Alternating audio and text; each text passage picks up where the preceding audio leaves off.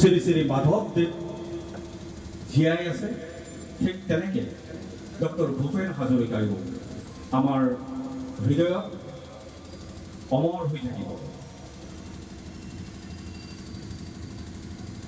তেওঁৰ কৰ্মৰাজি গোটেই অসমখনক পবিত্ৰ কৰি থৈ গৈছে। তেওঁৰ যি দৰ্শন, যি আদৰ্শ, মানুহৰ কাৰণে তেওঁ গীতেৰে কণ্ঠেৰে যি সাহসিকতাৰ পৰিচয় দিছে, তেওঁ অতুলনীয়, অনন্য।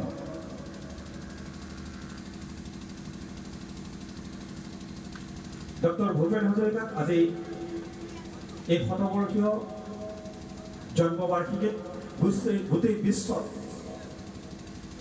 চৰ্চিত হৈ আছে। তেওঁ অকল অসমৰ শিল্পী নহয়, বিশ্বৰ শিল্পী।